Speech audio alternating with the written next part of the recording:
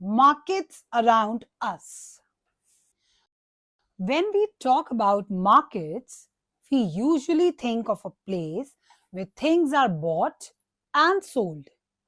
In this common everyday usage, the word market refers to particular markets, like the market next to the railway station, the fruit market, or the wholesale market.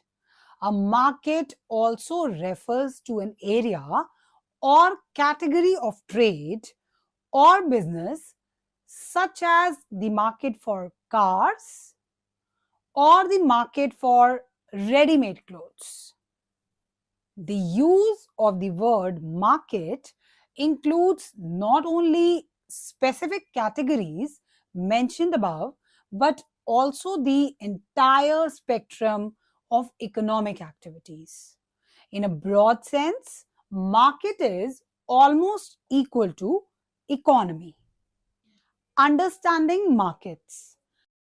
We all love shopping. Not only that, every trip to the market increases awareness in us. We learn where to go to get what, and of course, how to bargain. We often use the words like producers and consumers. Producers are the people who produce goods. The goods are produced for us. The people who buy these goods from the markets and use it are the consumers. There are also a group of people who are a link between the producers and the consumers. These are the intermediates or the traders. Goods are supplied to the market by the traders. Thus, a market is a place where the buyers and sellers meet and the business of buying and selling goes on. In our day to day life, we visit a lot of places which include markets from where we purchase goods of our daily utilities. These markets that we often visit are weekly markets, shopping malls, and many more.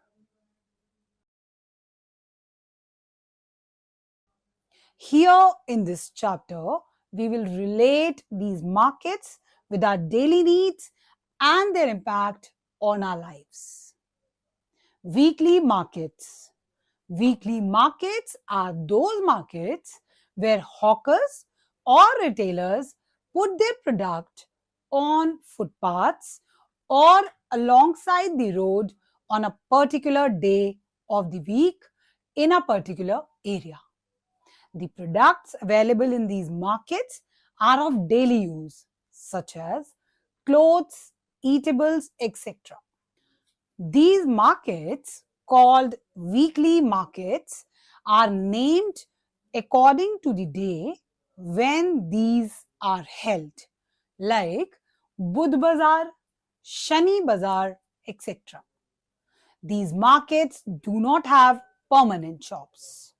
The hawkers or traders set up their shops at a particular time on a particular day in a particular area and wind them up at the end of the day.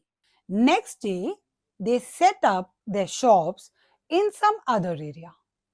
These traders have the benefit of not paying rent for permanent settlement, electricity charges, and governmental charges.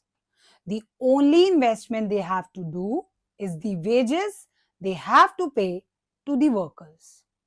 Most of them save this money too by employing the family members as workers.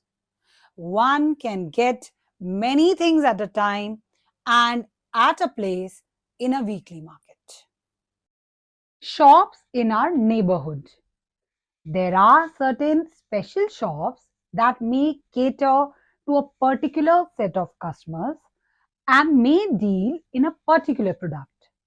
These shops are also called single line stores, such as chemist shops, ready-made garments shops, leather goods, etc.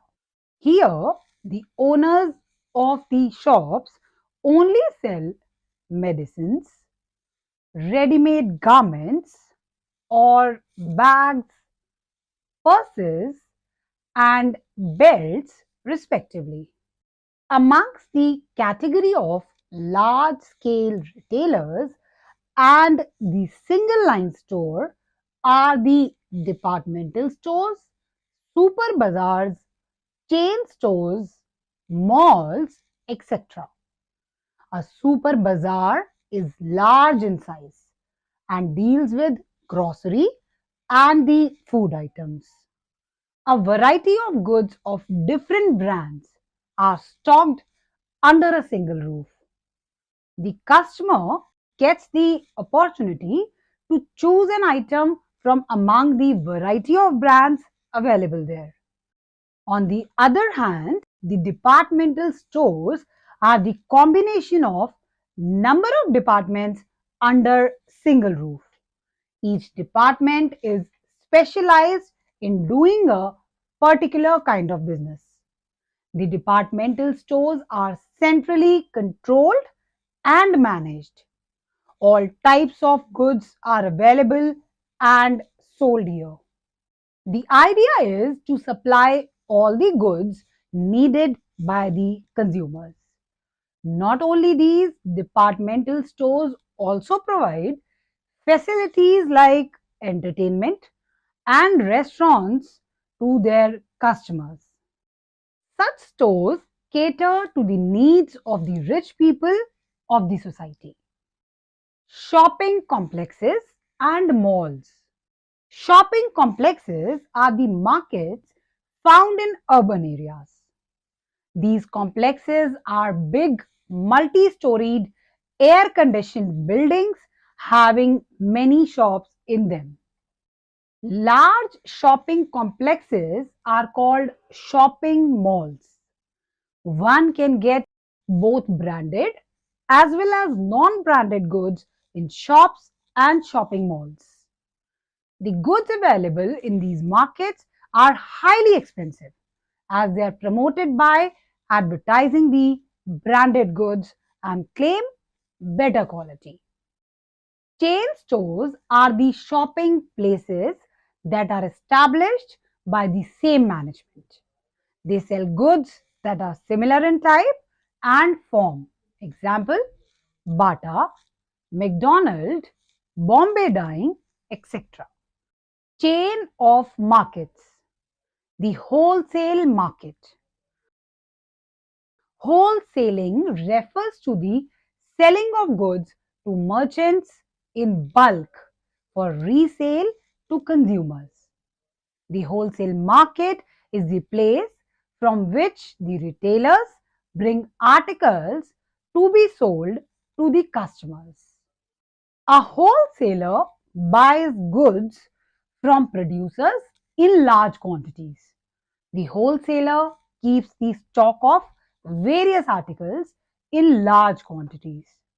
Different shopkeepers or retailers buy these articles to sell at their retail shop. In this way, the wholesaler becomes a link between producers and retailers. There are specific areas which are designated as wholesale markets.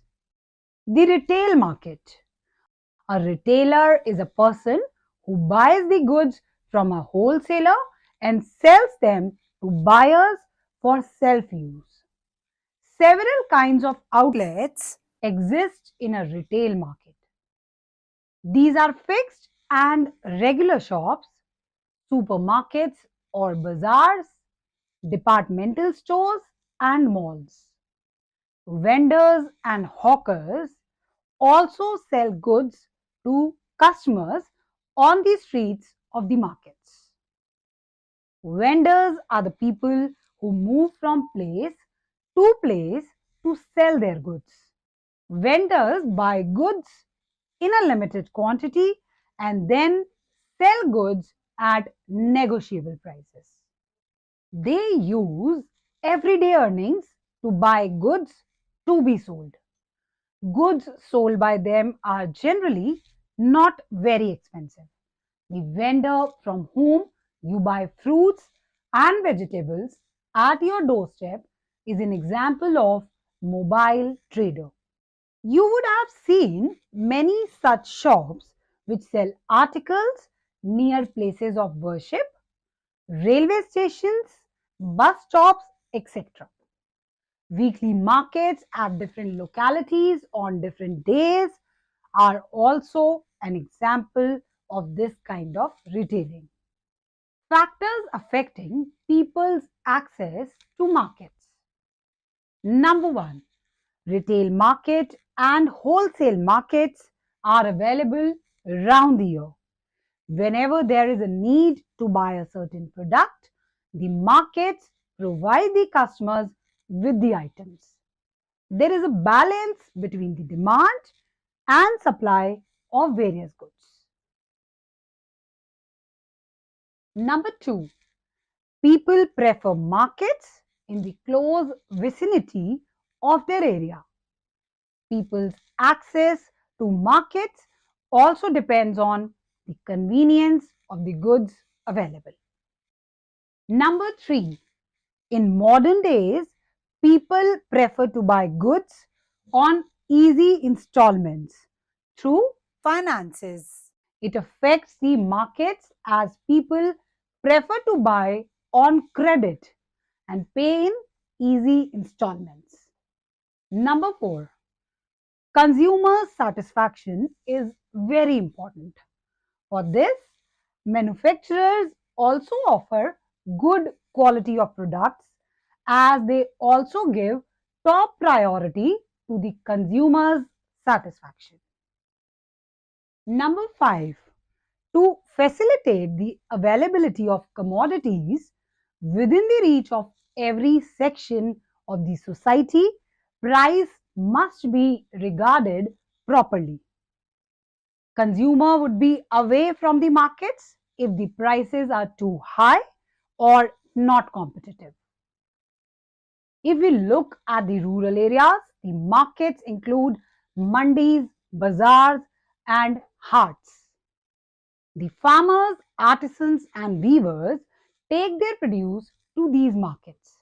In these markets, the producer does not directly deal with the buyer but depends on the intermediaries called Adatiya. These intermediaries act as a link but cheat the producer and make their profits along with the commission they gain from the buyer.